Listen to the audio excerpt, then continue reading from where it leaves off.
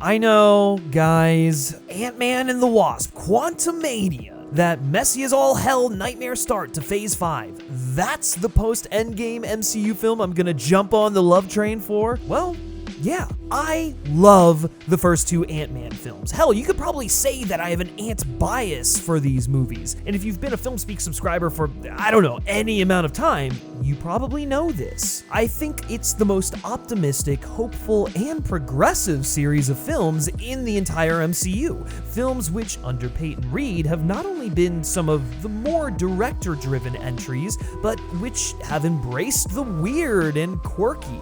I mean, a lot of the MCU is inherently silly. A lot of comic books are inherently silly, and that's okay, that's fun. But Ant-Man in particular feels like the silliest concept for a superhero, one whose power is, I can shrink and resize myself basically at will in an instant. As I mentioned in my video on the first Ant-Man movie, there's something inherently playful and childlike about the idea of shrinking, bringing forth the idea of kids with their toys. It's light, breezy, action-packed, and most importantly, fun. But that doesn't mean it doesn't have a heart. The Ant-Man films are ultimately a story about parents and children, Scott and Cassie, Hank and Hope, Hope and Janet, before they're ever a story about regular-sized man becoming Ant-Man or Giant-Man. They're about second chances, about looking out for the little guy.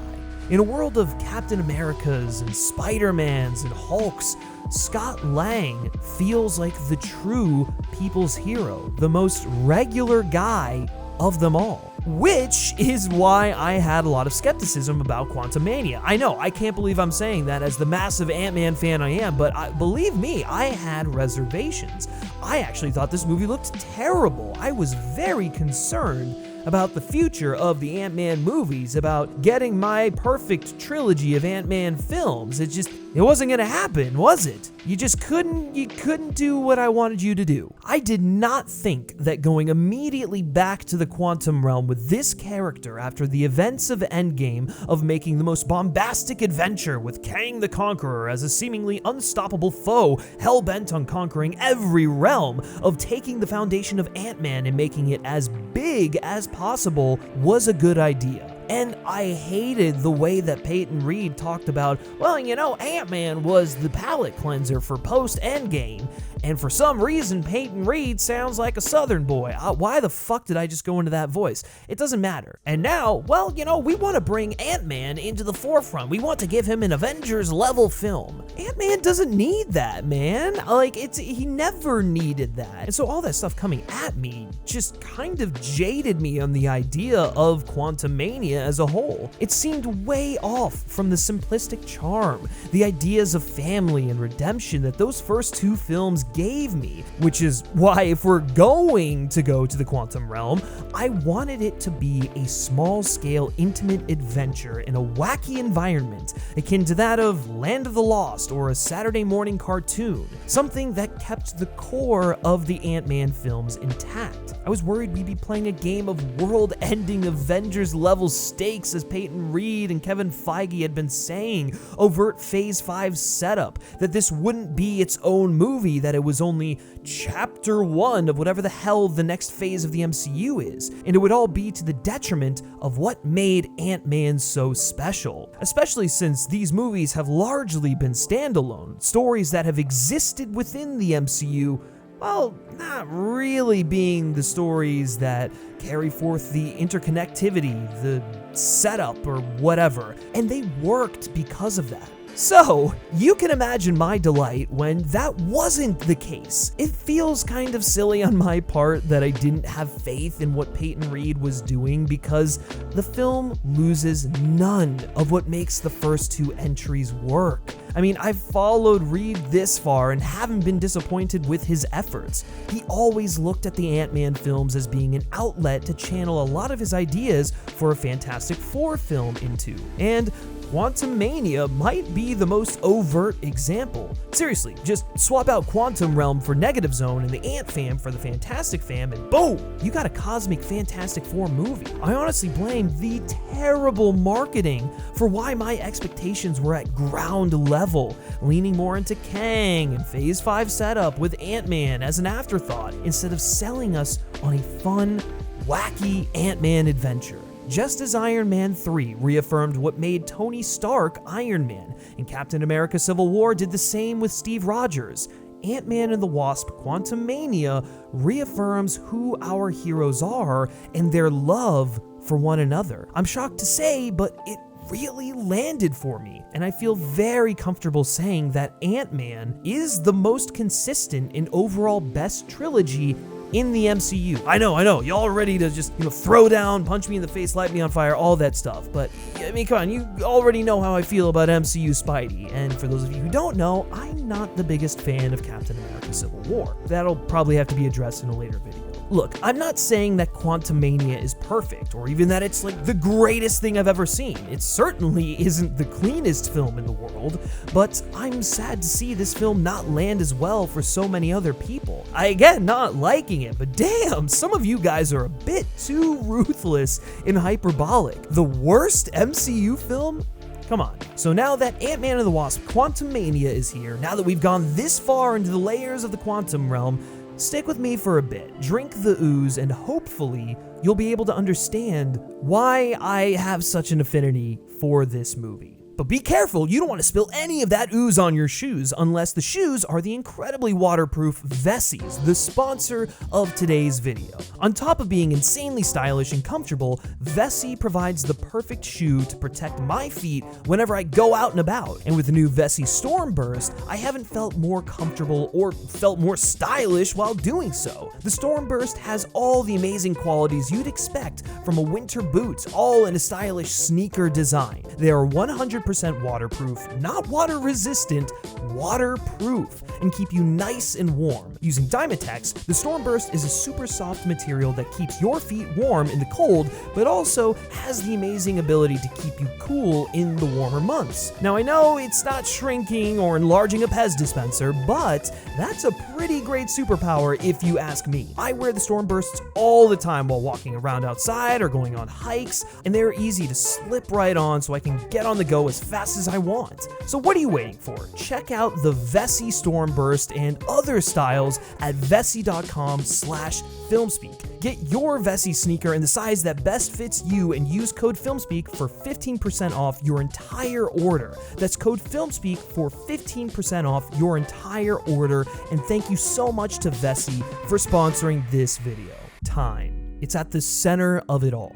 The fleetingness of time, juxtaposed by how still it can make life feel in the face of a large absence, has always been a big theme in the Ant-Man movies. Scott was in prison before the first film and lost some of the earliest, most formative years of Cassie's life. Because of the snap, right when he had mostly figured things out, Scott then lost even more years with her entire adolescence, years which were just as important. He struggles to relate to her properly because almost all of the time he's really known her has consisted of her as a little girl, when the reality Scott lives in is that his daughter is a young woman with ideas of her own about how to conduct her life, about justice, about what being a hero means. She's very idealistic, and her ideas of all of these things bear little influence from and can at times contrast with her father's ideas. Scott is also always feeling a bit guilty for not being around for Cassie.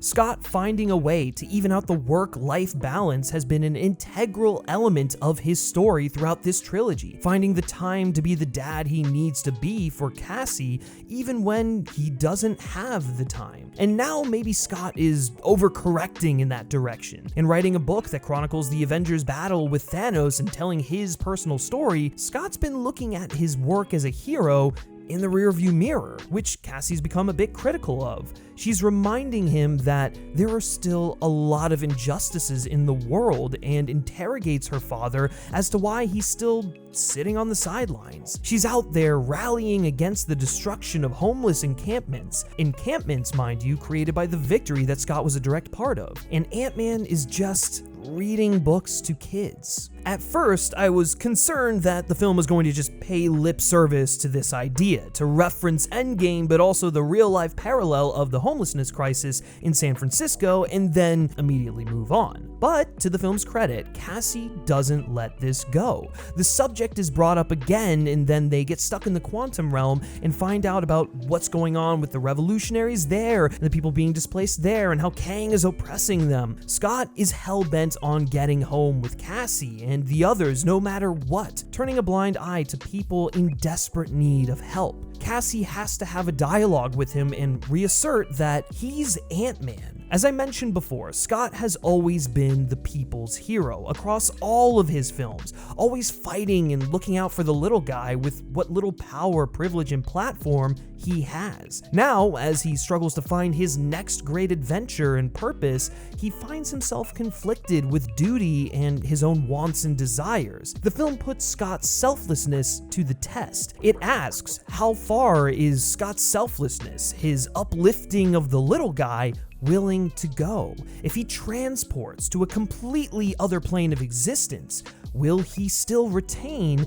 that which makes him who he is, the principles and beliefs that make him a good person and a hero? But Cassie's idealism is also put to the test by seeing what Kang has done to these people. It's an even worse situation than the homeless encampments in San Francisco. She's thrown into the middle of a war zone and she's forced to fight in the midst of it. She's essentially going through a similar trial by fire as Scott did in the first film. Scott's there to help her along the way, albeit reluctantly, but given what Scott's been through, he's not sure he wants to go through something like this again and risk losing more time with Cassie, or even worse, Cassie herself. Now, when it comes to the Pyms and Van Dynes, Hank and Janet seem to also be struggling to balance who they are now with who they were when they were Ant-Man and the Wasp. You get the feeling that Janet's missed a sense of normalcy, that she wants to live in the now instead of recounting the past 30 years in the quantum realm. Obviously, she rails against the idea of communicating with the quantum realm because of the threat Kang poses, but she's also trying to bury her experiences down there.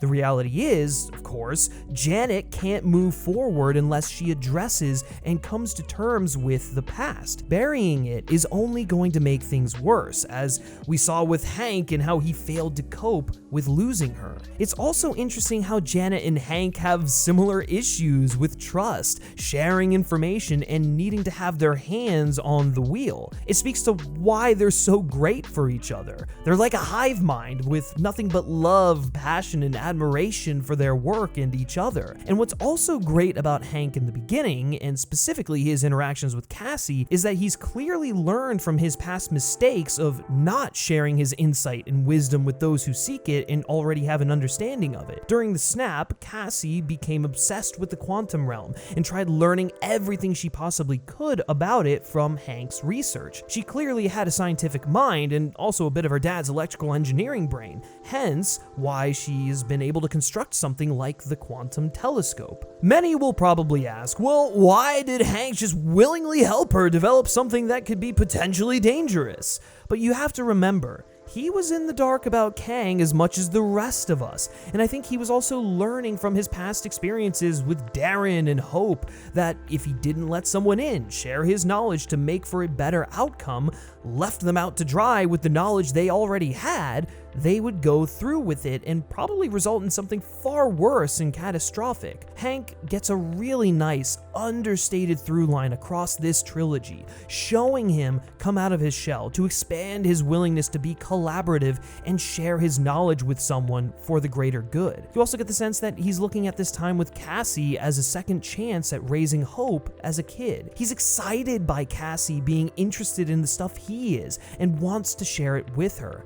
And clearly, Janet wasn't willing to share. Hope tried to break down that barrier, but Janet put up a brick wall in response. This immediately sets up Janet's conflict of wanting to have relationships with all of these people in her family, but it's difficult when she's unwilling to share and let them in. And ultimately, if Janet had just been forthcoming with what she had known about the quantum realm and the threat that lied within it, Cassie wouldn't have built something that allowed her to communicate with people in the quantum realm. It's Hank's failings from the first Ant-Man all over again. And this element of exploring family dynamics and the damning effect of secret keeping helps further tie the Ant-Man trilogy together. This is also a great parallel, ultimately, to what's happening with Scott and Cassie. Scott is following a Janet-like path of when she was down in the quantum realm wanting to return to her daughter and is willing to do whatever she has to, make deals with whoever she has to, Kang, in order to do so. But with the help of Cassie, Scott is able to understand that he can't run, he shouldn't run, he can't be selfish when people need a hero. It's Scott Lang's ongoing redemption, and it's the Van Dyne families as well. It's arguably the most positive outlook undercurrent of ideas in any of the MCU's sub-franchises. But look, the film is just fucking awesome too. I love the carrying over of the brisk pace from the previous two Ant-Man films and how quickly this thing moves, especially with how quickly we get into the quantum realm and how the film still ramps up a gear beyond that. They establish where the characters are at, the stakes at play, and waste no time getting into the proceedings. The pacing mixed with the wacky sci-fi elements really make this feel like a Saturday morning cartoon or even an 80s B-movie sometimes, and I mean that in a good way. The first two acts are exactly what I wanted from this film, and I'm honestly a bit surprised they gave that to us considering how Kang and Phase 5 kickoff-centric the marketing was. I just wanted the Ant fam to go on a small, quirky adventure through the quantum realm like the Ant-Man comics, something akin to Journey of the Center of the Earth, which there are also echoes of here, and break off into pairings in order to explore the relationship dynamics we discussed earlier.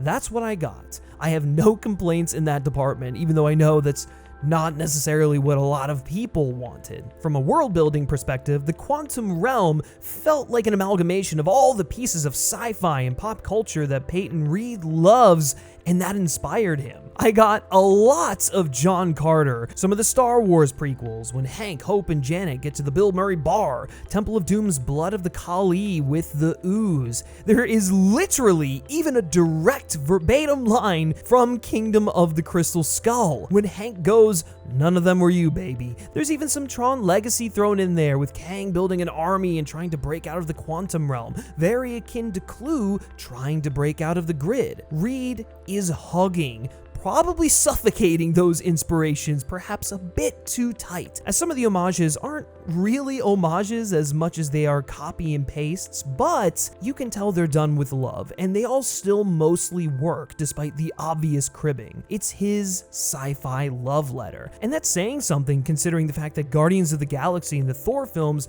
have really been, doing a lot of sci-fi stuff, but this to me feels like proper science fiction, proper B-movie science fiction, whereas the others, the Guardians of the Galaxy, I guess, is more Star Wars-y in an extent, space opera, I guess that's a phrase, I hate using that, that's not really the right phrase, and the Taika Waititi Thor movies are gross. I mean, seriously, Quantumania does what Thor Ragnarok tried to do, but is better at it, which I know is gonna sound like heresy to some people, but it worked better for me. It was more consistent. They weren't undercutting the tension with jokes. The jokes were just baked into the DNA of the film. I don't know, man, I just had more fun watching this than Ragnarok. Having said that, I do have some thoughts. As fun as it is to be there, I do think they could have perhaps fleshed out the substance of the quantum realm a bit more. The detail and the realization of the world is fantastic, don't get me wrong, and the scope too. This might be the MCU's best usage of the IMAX format to date, and you're doing yourself a disservice if you don't watch it in 5:4. Seriously beautiful stuff, and again, unexpected. But there's really no sense of geography or location. The places our heroes go to are just sort of random. There's no real naming or anything. They spent so much time detailing the thing, and yet it still feels a bit hollow or surface level. Like you're playing a third-person RPG and have only explored certain blotches of a much larger map. And from a purely VFX standpoint, yeah, the visual effects can be very inconsistent, and that's frustrating. There are times where it's very obvious the actors are up against the volume or green screen, and then there are other times where the visuals look fantastic, mostly the IMAX shots. The difference in quality from shot to shot is so irritating, and I do think that if the film overall looked consistently questionable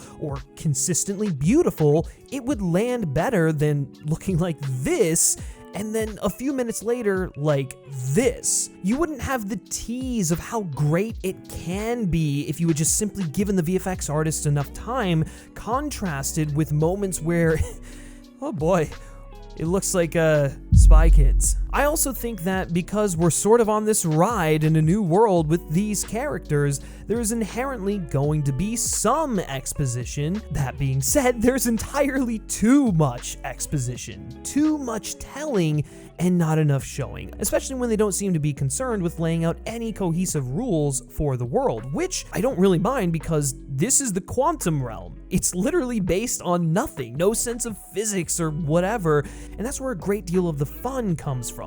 Everything and anything can be what it wants, and there's a bit of randomness to it that you'd find in a Saturday morning cartoon. But because there's a conflict already in progress here between Kang and the Revolutionaries, Janet and Kang, they need to spend a lot of time catching us up. That being said, for as many tones as the film pivots through, and it's quite a bit, I surprisingly think it does a solid job balancing them. It never felt too jarring, so, kudos to Peyton Reed and Jeff Loveness for that. It also beautifully encapsulates the nonsensical randomness that Scott talks about in the bookended voiceovers of the film.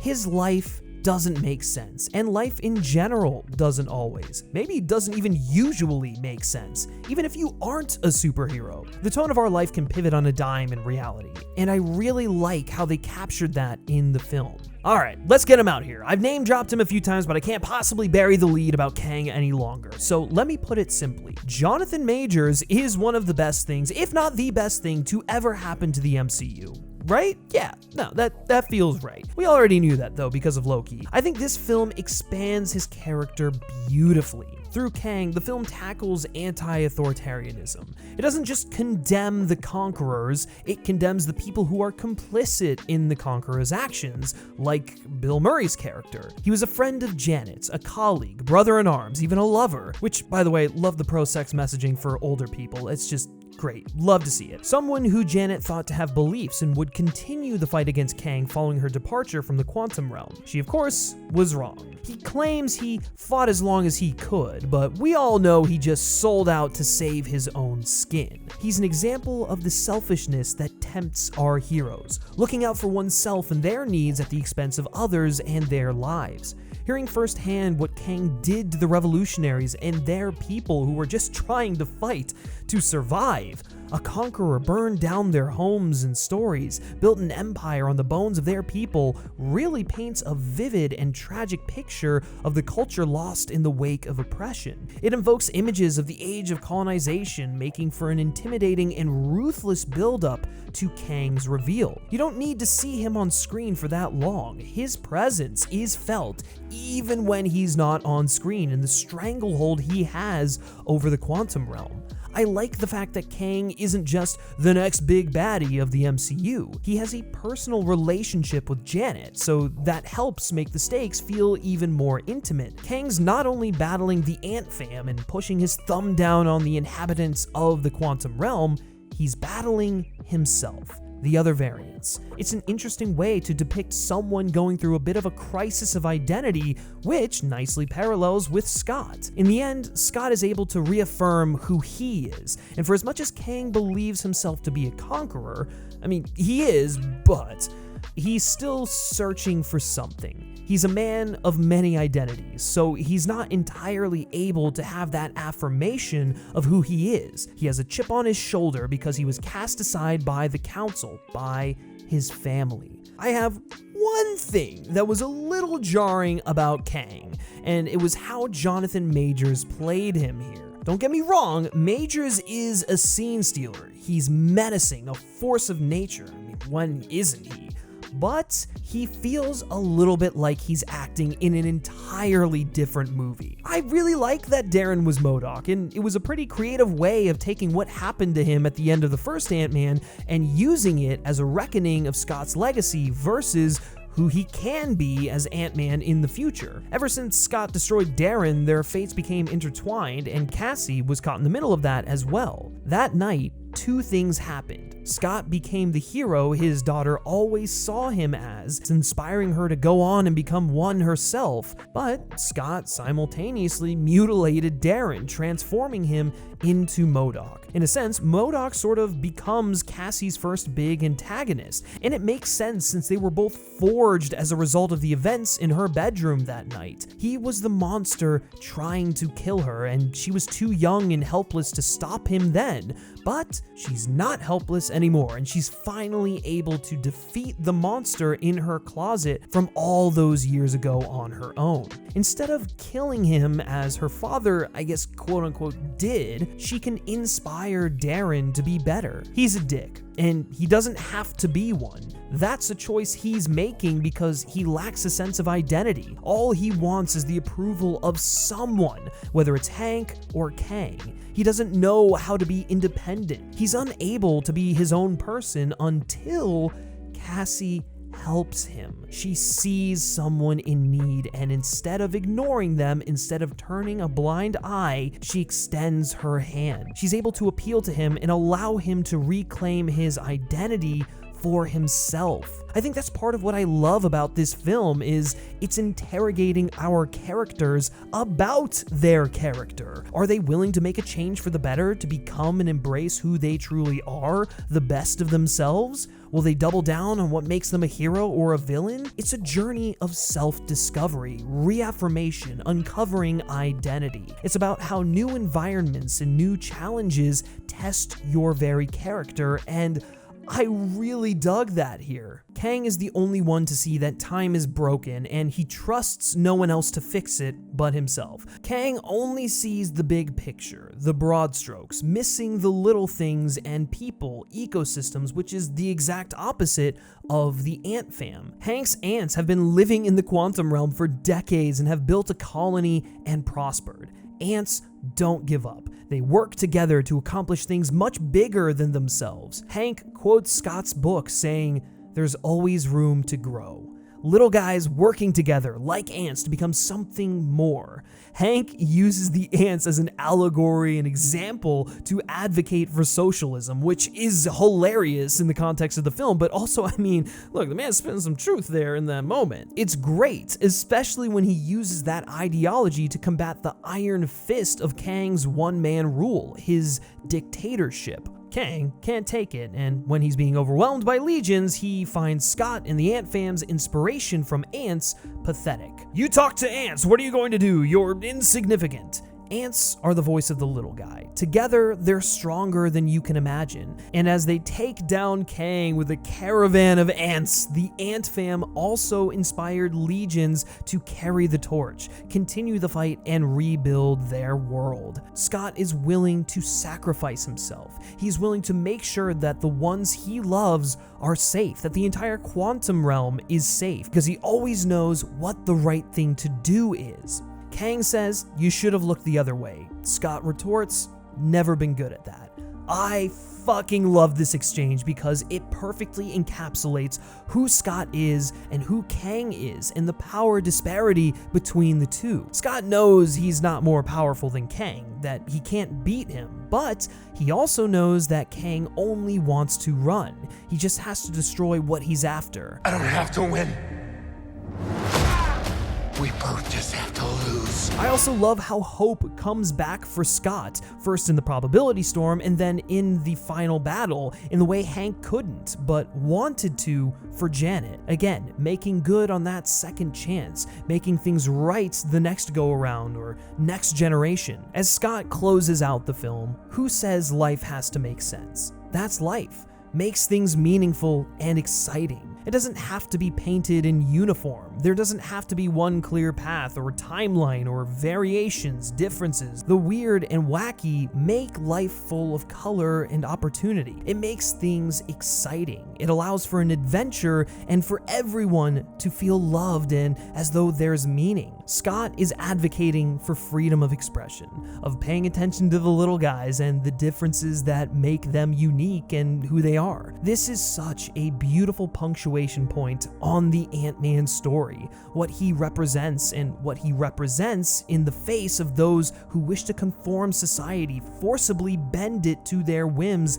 and shape it in their vision. I feel that people expected something different from this film, a big quantum level face-off between Kang and Ant-Man, and yeah, there's some of that in there, but it's also a lot more intimate and character-focused than I think a lot of us realized. I think a lot of people were expecting that this film was going to be what the Avengers v Kang movies are surely going to deliver. When Quantumania was about to come out, I thought we were getting that, and I wasn't looking forward to it, but instead, we got a truly worthy follow-up to the first two Ant-Man films, one which didn't lose the understanding of the ideas those first two films were exploring and expanded on them. I mean, some of you might think it's the worst MCU film to date, but for me, on its own, I think it's easily the post-Endgame MCU film to champion thus far. Scott has always been the people's hero, and he remains so even in another realm.